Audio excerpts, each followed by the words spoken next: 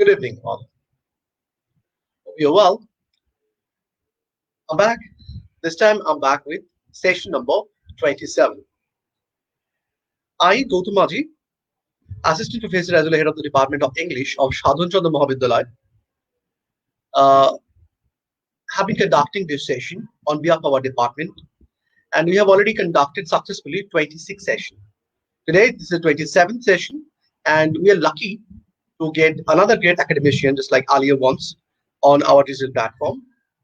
Already from the flyer, you know who she is. She is a great academician. She is a Dr. Anna Christina Mendes. She is associate professor from Lisbon University, Portugal. So without further delay, I would like to welcome our honorable ma'am on our digital platform, and let's have a few words about our venture that we have been conducting for a long time. Ma'am, Thank you. first of all, good afternoon, and Good evening. Good evening to you. thank you. And it's depending on the places where we are right now. So all the places, all the viewers right now who are watching. So all the greetings to you, and you have to accept this thing according to your place of living. So Perfect. because we are going global. And thank you very much, ma'am, first of all, for accepting our invitation because it's an honor for us to have you on our digital platform. There are several great academicians already deliver lectures on our platform, and to get a academician like you, we are really honored. And ma'am, you have already watched some of our videos, and you have already heard about our venture. So if we get some few words about our venture from you, then we'll be very happy to have your words. Okay. Thank you. Good evening again. Good afternoon. Good morning, depending on the place where you are, as Dr. Gautam said. Let me begin by thanking Dr. Gautam for this very kind and generous invitation, totally unexpected, but very welcomed, which I accepted with great honor. And then Professor, yes, he's a professor also, Dr. Gautam sent me the links to previous talks, and I was really excited to be a part of this because, but I already told him that I would not be as probably as extensive and detailed and as all the previous lectures, because all the previous lectures were very, very informative, very detailed, and given by excellent guest lecturers. And I'm very proud to be a part of this because, in fact, we are living in very difficult times. And one of the good things, the positive things that came out of the situation we are living that is affecting us all, but in different degrees, and we must be aware of that, is the possibility that has been given to us by platforms, but also especially by the human imagination to think of events such as this that bring people together, that allow for the sharing of knowledge in a really democratic fashion. We all know that these platforms are, to some extent,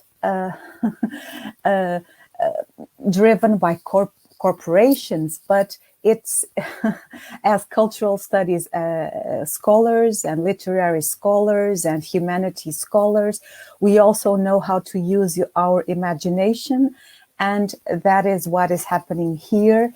And it is through these platforms that all this knowledge is being generated and shared globally, not only in India, particularly probably in India, but Professor Gautam will know, probably will have the data where this is being viewed, probably as the owner of these videos.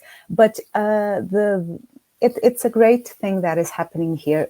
Knowledge sharing and generosity on the part of both academics and also the people that let us into their lives and give us their time. So thank you. Very honored to be here. Uh, I have no word to just convey my heartfelt gratitude to you because, honestly speaking, we are really honored and we are really very happy to get your permission for this lecture and get your consent for this lecture. So before our honorable ma'am commences our lecture, so I'd like to read out her bio note first. Mhm, Anna Christina Mendes is associate professor in English Studies at the School of Arts and Humanities, University of Lisbon. She uses cultural and post-colonial studies to examine literary and screen text, in mhm, particular intermediate adaptations, as venues for resistance knowledge formations in order to and expand upon theories of epistemic injustice. One of her research interests is in Victorian afterlives, especially the global or post-colonial dimension of Victorianism and its phantoms. So, mhm, without before she begins, also I would like to inform the topic of our lecture. So this mhm. is on the screen. You can easily find it out. That reimagining heroes, William Turner's The Battle of Trafalgar, and Yinka Shonibare's Nelson C. in a bottle. So this is the topic on which she is going to deliver her precious lecture. So we are really very much with great enthusiasm. We have been waiting for our lecture. So, ma'am, the session is yours. Thank you. Um, so just to go briefly to my bio that Dr. Gautam just presented now. Uh, what interests me and what you will see in this lecture has to do with adaptation mostly. So I'm extremely interested in how adaptation works as a cultural process, how we adapt cultural narratives. And basically, what I suggested to Dr. Gautam for my lecture was to go from a canonical visual text, William Turner's The Battle of Trafalgar, and also going from a key moment in British history, the Battle of Trafalgar, to a post-colonial reimagining of William Turner's painting by the Nigerian and British artist Yinka Shonibare. So that's basically in a nutshell, what I aim to do here.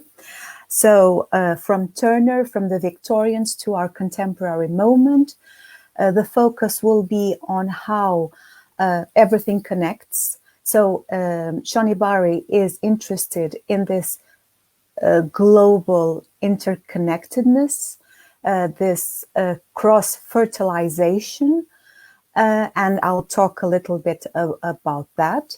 And also, I would like to frame these artworks, both William Turner's from the 19th century and from the 21st century by Shonibare. I would like to frame these this post-colonial artwork that revisits a Victorian artwork within the context that we are living of protests motivated more recently by the police killing of George Floyd. But of course, I'm talking about debates that have been going on for decades, if not centuries. But of course, they have become more visible in terms of material culture and public culture after the death of George Floyd and led by Black Lives Matters protesters. So that is again an abstract for the lecture.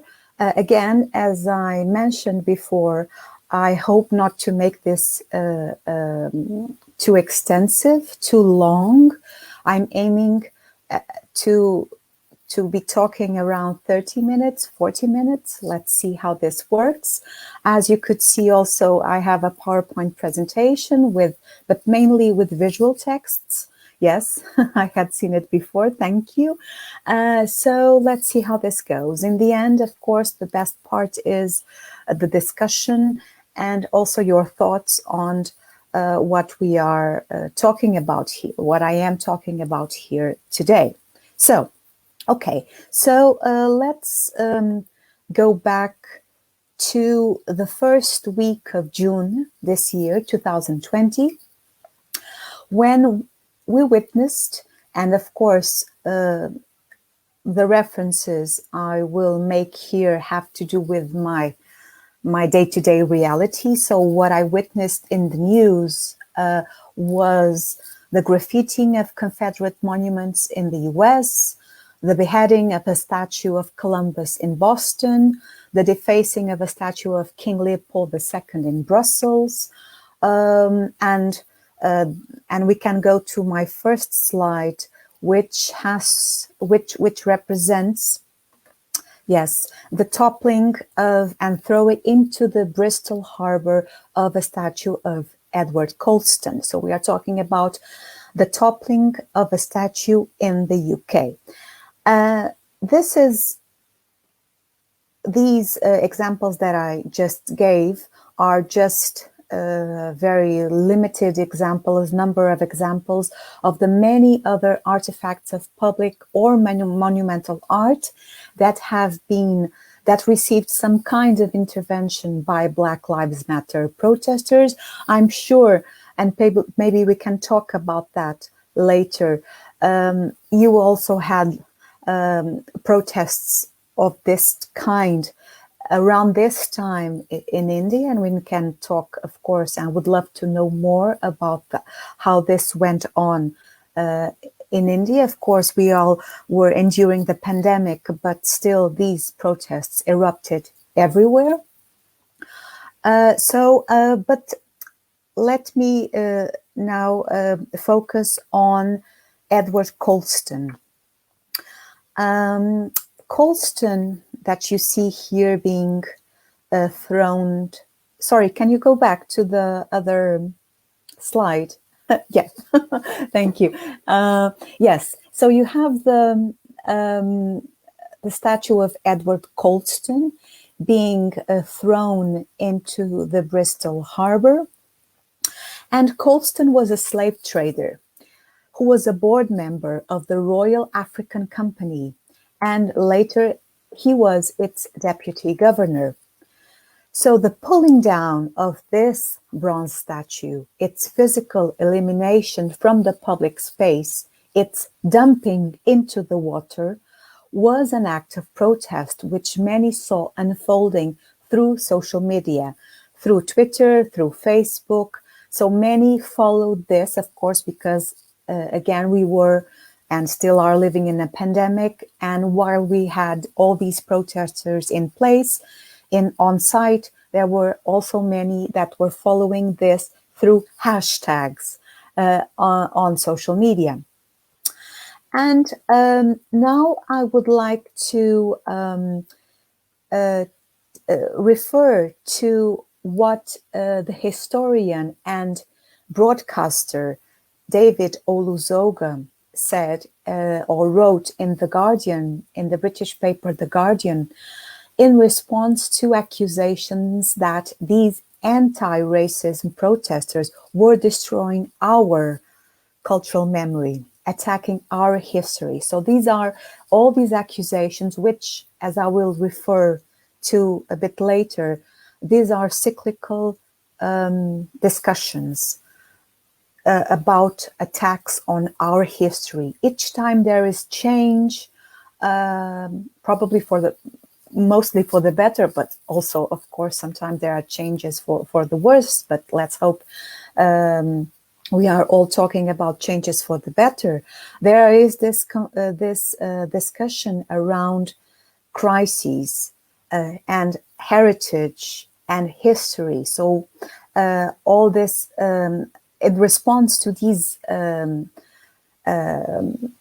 arguments that these protesters were attacking our history, David Olusoga wrote that, and I quote, "The toppling of Edward Colston's statue is not an attack on history. It is history." Emphasis on the is. So in other words, these interventions, these acts of activism surrounding public monuments are a way of engaging with collective history. So I'm not talking about our history. I don't want to use the word our, but collective history, not erasing it. So, Olusoga argues in that article, what you see precisely here, the historical symmetry, and I'll read out from what you have in front of you. The historical symmetry of this moment is poetic. A bronze effigy of an infamous and prolific slave trader dragged through the streets of a city built on the wealth of that trade, and then dumped, like the victims of the Middle Passage, into the water. Colston lies at the bottom of a harbor in which the ships of the triangular slave trade once moored, by the dockside onto which their cargoes were unloaded. End of quote. So Olusoga underscores this historical symmetry, and I like this expression a lot, and it encapsulates brilliantly what we are witnessing when they dump Colston's statue into the water.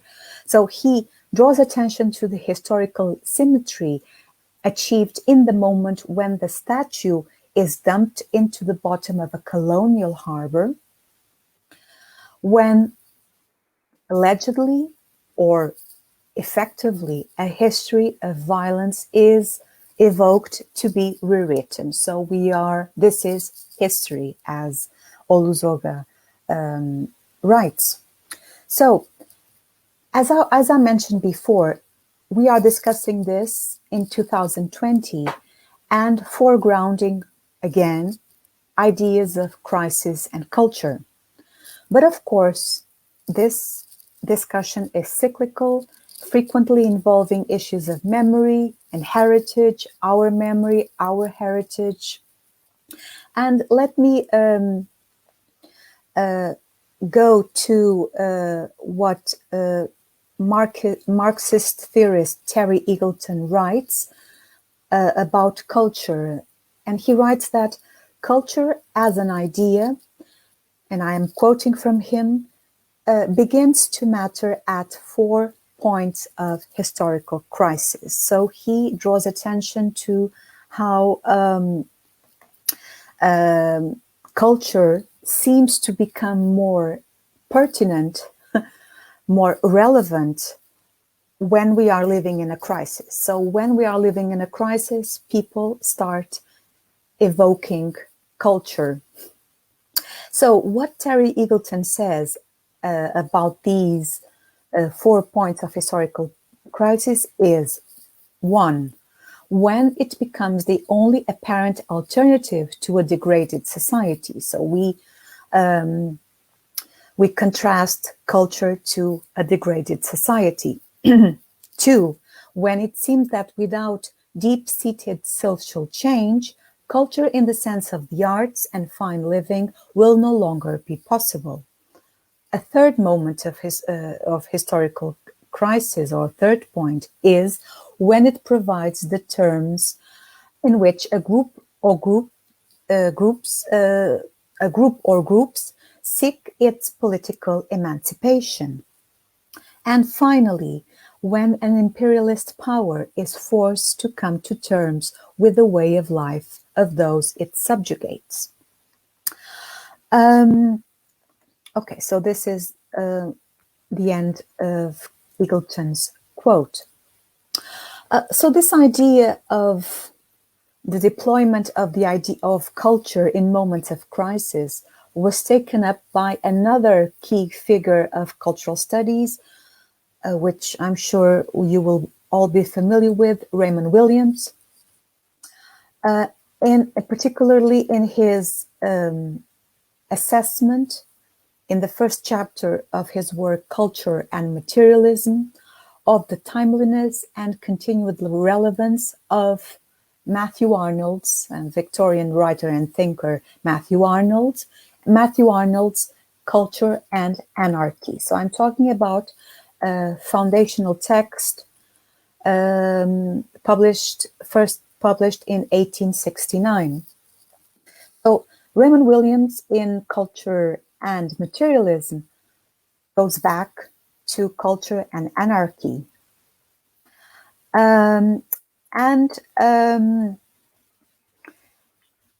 So I'm referring to a particular chapter by Raymond Williams entitled 100 Years of Culture and Anarchy, which is based on a lecture delivered in Manchester in 1969. So remember, please notice that Culture and Anarchy was published in 1869, and this lecture by Raymond Williams was delivered in 1969.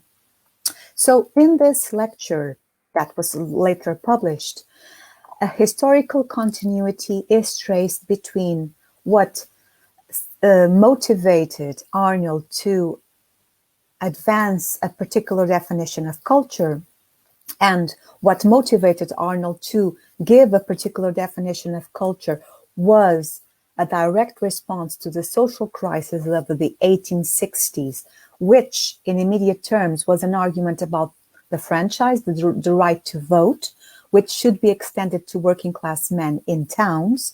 So what motivated Arnold to offer a particular definition of culture which had to do with the crisis of the franchise, it is linked to the rise in the late 1960s of a new right, a new political right that talks about excellence and humane values and discipline, but also that sees minor demonstrations that were going on in the street, and we are talking about civil rights demonstrations, women's rights demonstrations, and this new right sees these demonstrations as anarchy and chaos, and opposes them to reason and culture and education. So again, all these discussions and this language that brings up ideas of anarchy and chaos and attacks on culture is cyclical and can be traced way back than Arnold, but at least we can go back to Matthew Arnold's foundational text on culture and anarchy to explain how this vocabulary of crisis and anarchy and chaos is deployed to undermine activism, political activism. Okay, so just to go back a little bit, just to underline this point, what Williams underscores is that in both historical moments, in the 19th century, in the 20th century, meetings, marches, and demonstrations are seen and perceived as manifestations of anarchy and should be combated on similar terms as attacks on our structure of living. And of course, crisis continues to be deployed in moments of social and political unrest through the limited imaginations of anti-democratic, xenophobic, anti-inclusive agendas. That is why we academics also need to invest in broadening imaginations so that these limited imaginations we are able to see through these limited imaginations of these racist agendas and anti-inclusive agendas. So we have the redeployment of this rhetoric that comes from, at least from Matthew Arnold, and to oppose this anarchic effect of new social justice movements, and also to oppose radical historicist perspectives that challenge deeply entrenched systemic inequalities. And I'm sure we can talk a little bit more about this with reference to your particular realities. So let me now take you to another example, also the toppling of another statue. The next one, the next slide, please. Yes, perfect, thank you. And what you see there is the statue of the 18th century slave trader Robert Milligan. And this statue was also the object of activism around the same time that the Colston statue was being toppled in Bristol. And this Robert Mulligan was a sugar plantation owner in Jamaica. And this statue was pulled down from outside the Museum of London Docklands. So what you see there is his statue outside the Museum of London Docklands. And I would like now to make a point about the materiality, the solidity of the statue, of bronze statue, of marble statues, because they are material, they are solid.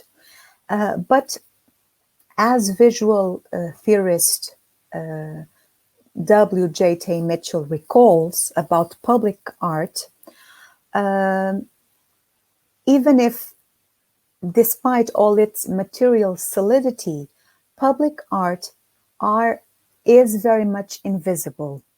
So W.J.T. Mitchell sees in public art a characteristic in invisibility, but and in fact, the Milligan statue, as other statues before the Black Lives Movement, the protests, were very fairly invisible. And the protests made them visible. So there's one thing that W.J.T. Mitchell talks about public art that has become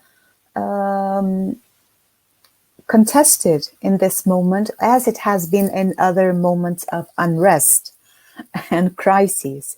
So these acts make public art visible again to those who inhabit the public space. And also, I would like to add a sentence by philosopher Robert Musil, who famously said, "There is nothing in this world as invisible as a monument." So we become used to the monument. It becomes part of the landscape. And it is not supposedly not visible, noticeably visible, but this doesn't mean that the monument is not being violent to those who actually begin to see it. And what happened with the Black Lives Movement also asks us to consider to whom is public art invisible to. So we have this idea, maybe a privileged idea, that public art is invisible. Nobody cares about the monument. Nobody looks. Nobody knows who that person is. But this is quite probably a privileged perspective, especially when we consider urban geographies and how cities are projected and constructed. Urban spaces. Think about, for example, in the US, how the racialization of the individuals who actually walk in the urban space. So there have been studies that have demonstrated that there are particular groups. We are not trying to essentialize who walks the city, but there are some tendency for particular racialized groups to walk the city, to inhabit public transportation, and this has been these kinds of studies have also been developed in the context of the pandemic because of all the virus spreading and the patterns of virus spreading, and who actually inhabits the public space and public transport and etc. So think about all this. And in terms of the monuments, we can challenge this idea of monuments being invisible. Who are they invisible to? Because in fact, there are some people who are individuals who are confronted on a daily basis with a particular monument, and they feel the violence of that monument. But in particular, the Milligan statue was felt to be a violation of public space, and that is why there was this activism that you see, this act of activism that you see in the picture there. Again, the occupation of a public space by this figure, this slave owner and plantation owner, was seen as a provocation and an act of violence. So it was determined that the statue should be dismantled and put into storage. And these acts of disassembling and storing that we have seen now, but of course we also saw that in a context of decolonization and independence fighting movements, that when countries become independent of colonial rule, of course there is a taking down of the statues of that represent that particular imperial power. Of course, that is not always the case. There are some statues, some imperial statues that remain. In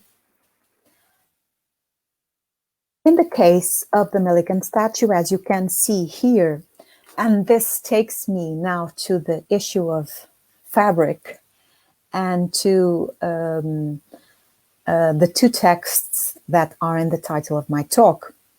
Before this statue was removed, it had been covered, as you can see, with colorful fabric and made to display a Black Lives Matter sign. It might be a stretch to say that this colorful fabric is African inspired, but let's go with that for the sake of my argument, because I think that we can see the use of fabric as part of this anti-racism protest as being significant here. And this takes us to our next slide. Dr. Gautam, please, thank you. That has a picture of the British and Nigerian artist Yinka Shonibare. And you can see that, in case you haven't heard of this artist before, his trademark or his signature is the use precisely of this so-called West African fabric, or it has been given many names, Ankara fabric, etc. And so I'm now moving from Black Lives Matters without actually leaving this kind of protest and activism, from Black Lives Matters, statues, fabric, and now on to Yinka Shonibare's use of this fabric.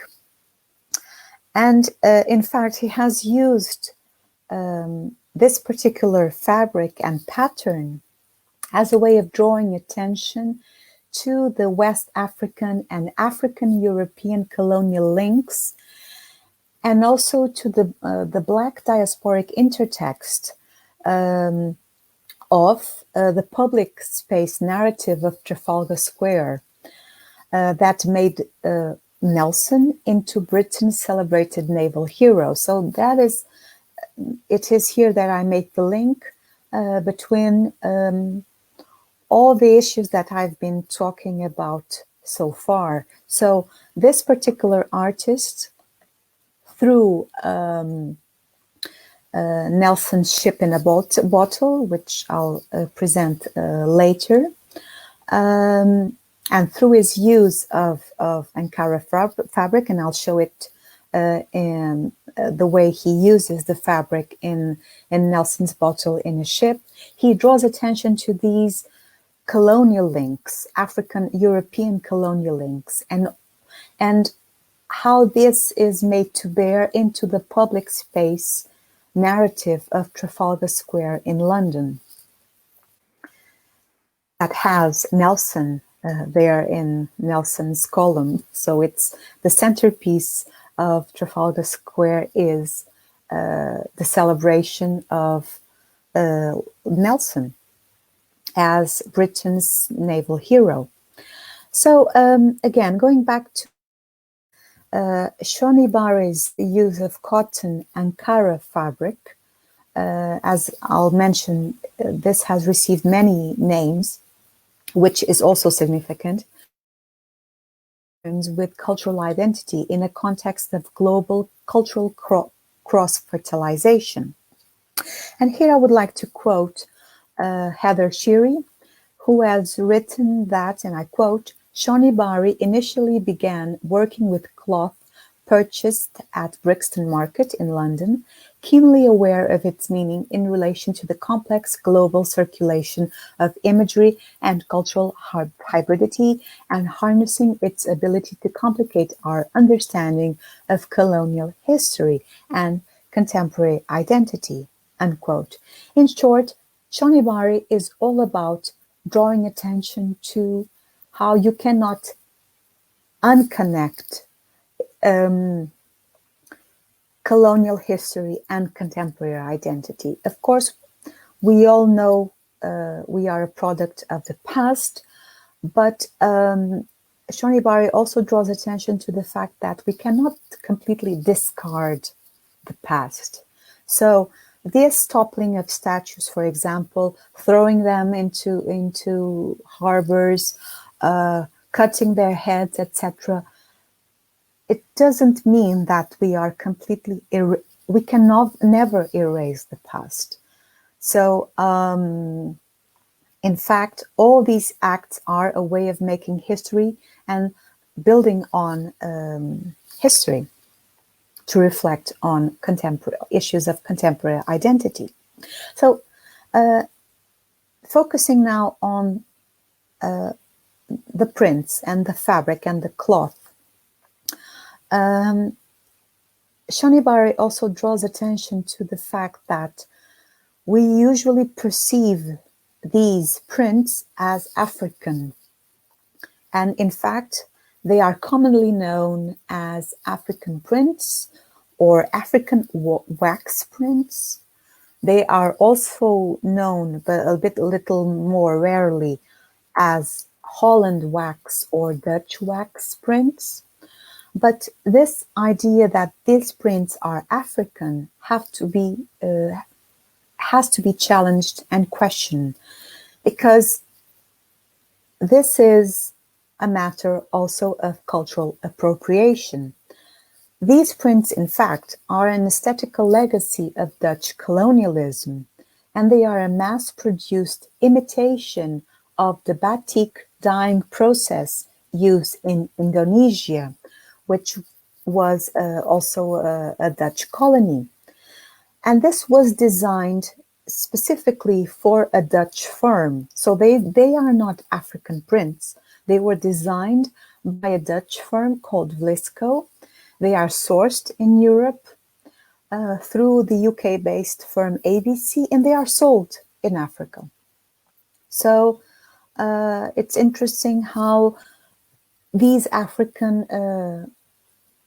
the Africanness of these prints is all a matter of cultural appropriation, and in fact they are they serve to continue the profits of Western companies by being bought in Africa. I would like also to present, besides Nelson's Ship in a Bottle, which I'll present shortly, let me show you an artwork by Shonibare. Please go to the next one. The next one, please. Yes, okay. So this is an installation entitled The British Library. And I find this very interesting. It's a 2012 installation. It's made up of more than 6,000 books. So what you have there is the detail of that. So it's made up of 6,000 books. And all these books are lined, bound in this cotton fabric. And for me, this is very interesting because I'm also interested in recent debates about decolonizing the curriculum, decolonizing English literature. And this installation makes visible the traces of colonization in publishing and reading cultures. So what is in the British Library? And interestingly, it draws attention to the traces of colonization, not only on those who have been colonized, but also on those who have colonized. So Yinka Shonibare is all about not only focusing on those who were previously colonized, but also on those who colonized. He also has created more recently another library, very similar in look, which is in this next slide. Thank you. And this is the African library. So it looks very, very similar. So what you have there, especially in the British Library, which is something that I would like to go back, is these are details, but still you cannot read the names that are on the spines of the books. But let me tell you that, and you can search for that later if you're interested, of course.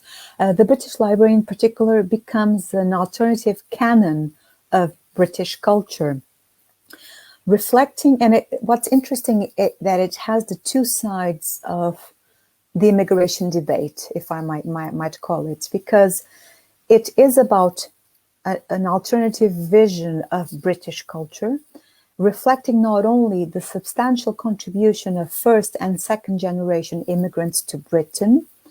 So you have in the spines of the books the names of first or second generation immigrants, but also you have the names of people who have opposed immigration to the country.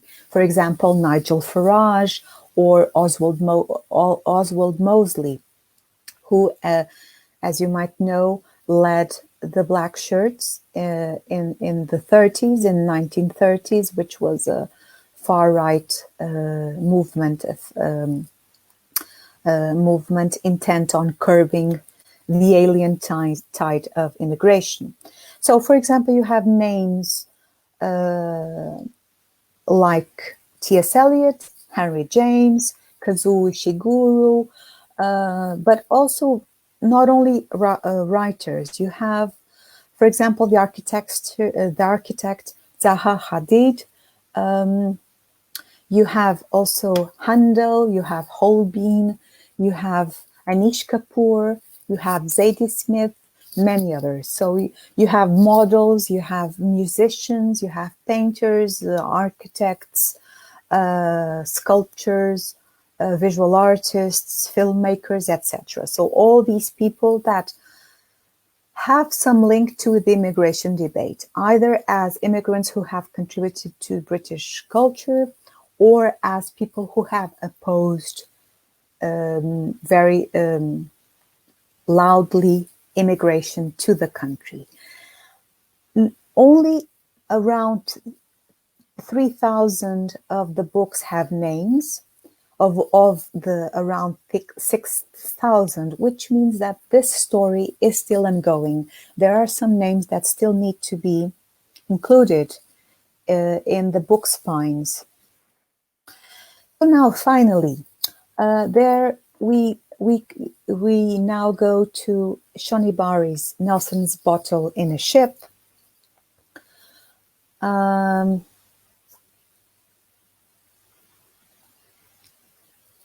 Yeah, perfect. Thank you. So, which is in the title of this talk. So, all this was to warm up for this the presentation of this artwork.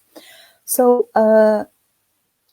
this is an installation that was created and exhibited from 2010 to 2012. And this is a large-scale model of Nelson's flagship, HMS Victory ship. And this is, of course, as you can see, inside a bottle. And this model of Nelson's flagship, the HMS Victory, was set on the fourth plinth of Trafalgar Square in London. And you will see that in the next picture that you have there in my presentation, the next picture.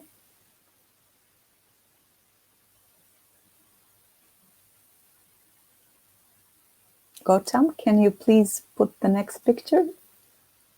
Thank you. So this is a detail of the ship's sails inside the bottle, the glass bottle. Of course, this glass bottle is much bigger than the bottles that you usually have. So the ship's 37 sails that you are now seeing, or part of, you are seeing part of these sails, are patterned with the Ankara pattern I mentioned before, the hand-printed Ankara pattern, and these, of course, depart from conventional representations of Nelson's flagship HMS Victory that you can see in my last slide in Turner's famous painting, The Battle of Trafalgar. So let's go please to my last slide. Thank you. So we finish with the canonical representation of the Battle of Trafalgar, Turner's The Battle of Trafalgar. So we go back again to the Victorians and to the representation of this. So see the difference between, of course, these sails are white as usual, but Shonibare took this opportunity to do a replica of this ship and decorate or use the hand printed Ankara pattern. So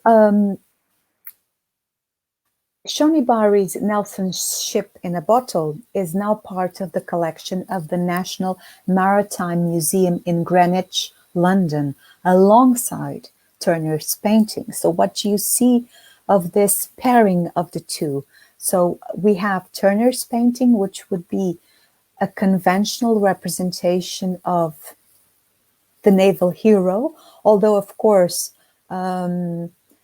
this representation was not completely consensual, as art never is, and Turner was a great artist, and this was not completely consensual also. But this is probably the most canonical representation of Nelson's ship. So I would like to, if you are keen to discuss this, what you see of this pairing. So this National Maritime Museum in Greenwich, London, has acquired Shonibare's Nelson ship in a bottle, and this sits alongside this painting. But let's think a little bit about Nelson. Nelson as being a typical Victorian hero in this narrative of the naval muscle. So we, as you know, naval power was one of the pillars of Britain's power at the time in the 18th century and 19th century. So he is one of the hero in this narrative of the naval muscle that gave Britain what I would say an international reputation for being arrogant, so of being powerful also at sea. And probably you will know that more recently and very visibly, even before these Black Lives Matters protests, there have been calls to pull down Nelson's column in Trafalgar Square. These protesters, people who have been objecting, especially Afua Hirsch, what they say is that Nelson is no hero for our times. So Nelson, if he was in fact considered a hero for some people, or a traditional hero, or a conventional hero, or a canonical hero, in Victorian times, he is no hero for our times. So his column must be pulled down, must be toppled. So this heroic narrative with Nelson at its center no longer articulates a meaningful reference for the community. In fact, this intention of pulling down Nelson's column in Trafalgar Square is an iconoclastic act, which in fact many object to as being only a form of censorship.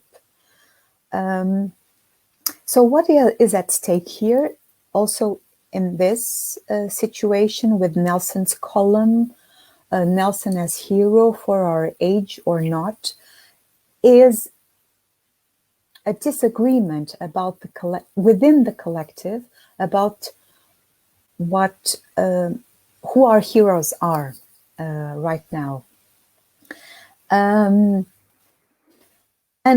of course, these acts of iconoclasm are everything but new and tend to occur on a recurrent base, be it in the disfigurement of leaders, the effigies of leaders, of religious images that are considered to be blasphemous, in the destruction of monuments and historical artifacts that we consider to be unaligned with particular political regimes, and this also happens in dictatorships, in the attack that we deemed subversive.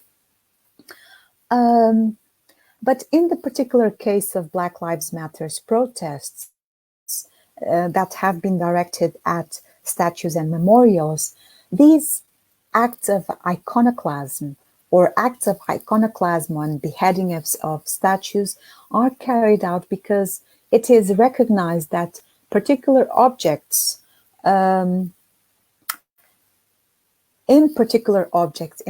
what they represent, there is a symbolic charge of violence, be it physical or epistemic, representational, that should be cancelled and destroyed. So there is this idea that these objects, this material culture is violent, exerts violence, be it physical or in terms of knowledge or in terms of representation. So we should cancel and destroy these particular objects, these artifacts of material culture. And this is a question I would like to leave for discussion. But can we cancel or destroy this trace of colonialism that is in statues such as those of Edward Colston, Robert Milligan? Can Can we even cancel or destroy traces of colonialism when our collective identity, contemporary identity, is inevitably made up of tangled economic and political histories? And in fact, Shonibare draws attention to this when he uses the fabrics that are supposedly African, but they are not African. But again, today they are bought in Africa and even worn by people who believe that that is a way of showing their black pride. So all these complex, rich legacies of colonialism are very much present, and as much as we would like to cancel and erase them, they inevitably are there. So that is a final question I would like to leave with you. And if you have questions or comments, I would love to hear them. So thank you for this. It's been longer than I expected. It always is, but the idea was not to make this too long. Thank you for your attention.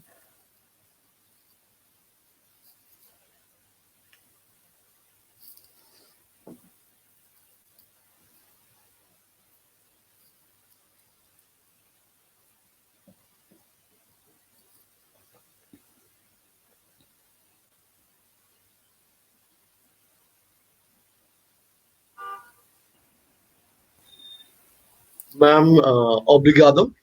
Ah, thank you. Oh my God. Obrigada.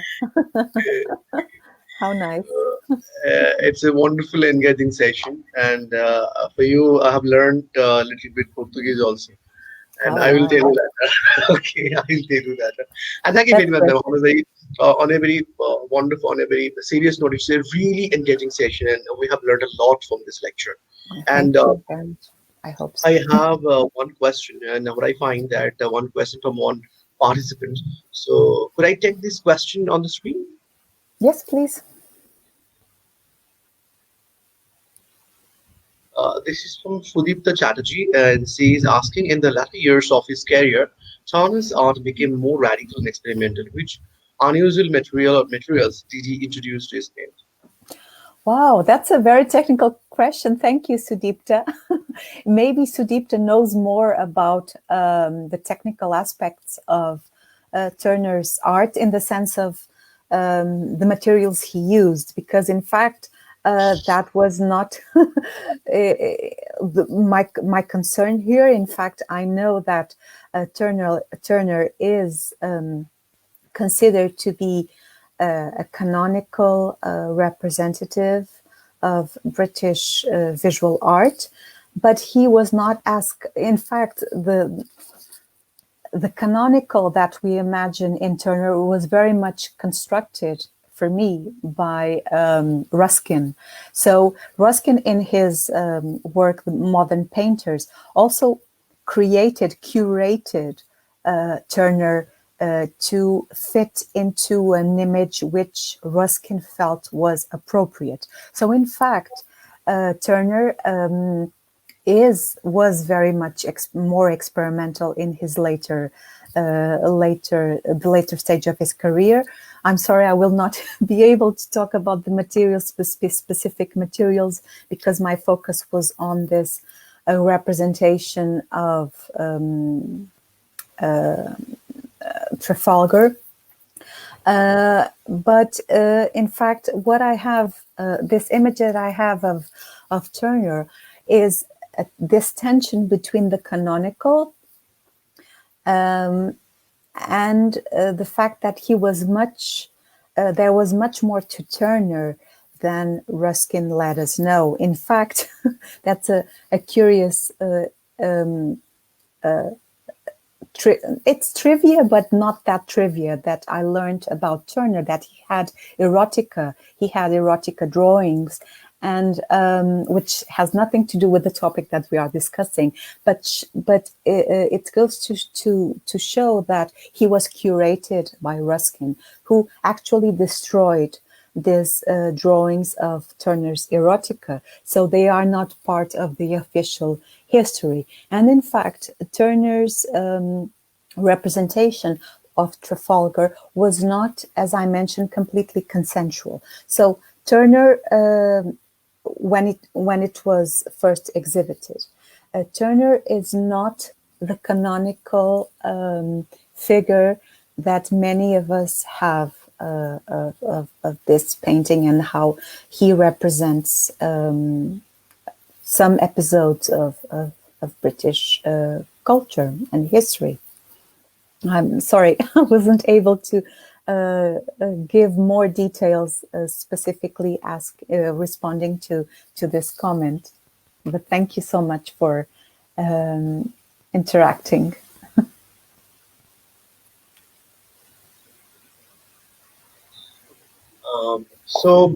All the comments that you have got, that they have liked your lecture, and they have expressed their heartfelt gratitude and thanks to you. Oh, thank you so much. So, and it's really an honor for us to have you on our this digital platform. Okay, there is another question. So could I take the question? Okay, taking the question. This is from Pridisha Chakraborty. Ma'am, does this text play a specific role in building up human morality, or rather fuels more violence or inhuman assignments? That's of course, all questions are good in the sense that they are interacting with the texts that we are talking about. I don't know.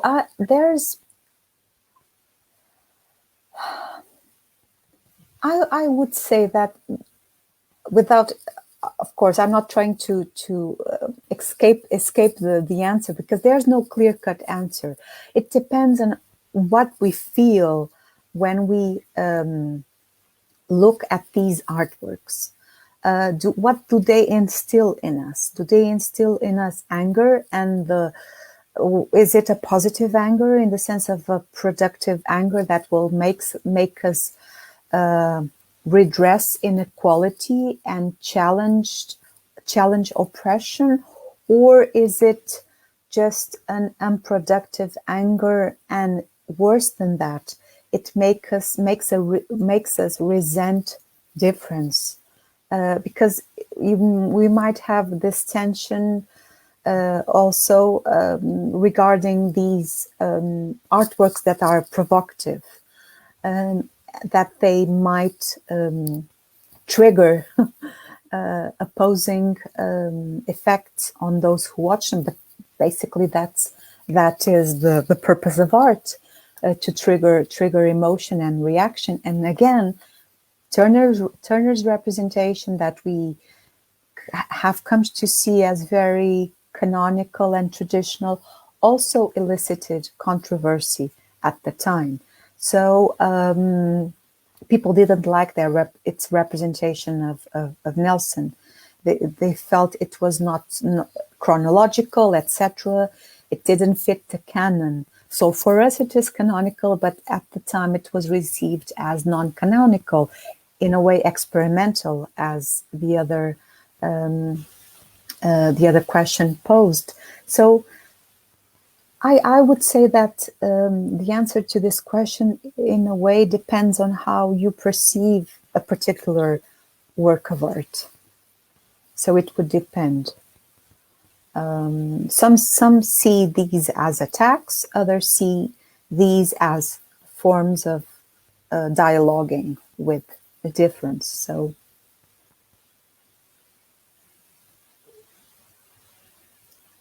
Thank you very much, ma'am, for this answer. I hope that, Vidisha, you have got your answer. Thank you very much for asking the question also. Thank you so much. Okay, ma'am. So, honestly speaking, the word thank would be very insignificant Ah, to express our too heartfelt kind. gratitude. And so on this note, ma'am, I'd like to, I don't want, but we have to just say your goodbye right now. And our this session comes to an end over here. But ma'am, I would like to request you, please be there in the studio. And I'm Okay. removing you. And I would like to say a few words with you. This Okay. is a Thank wrap. you so much. Thank Okay. you all Don't, don't, for don't, watching. okay. Don't turn it off. But just I'm Okay. removing you from the screen, just like the Okay. beginning. Okay. So thank you very much for watching this session. This is session number 27, and in this session, we are really lucky to have Anna Christina Mendes, ma'am, from Lisbon University, Portugal, and she has given a great lecture, and this is very much insightful and engaging session we have got from her. So we would like to express our sincere thanks to her already you have expressed, and now what's coming? It might.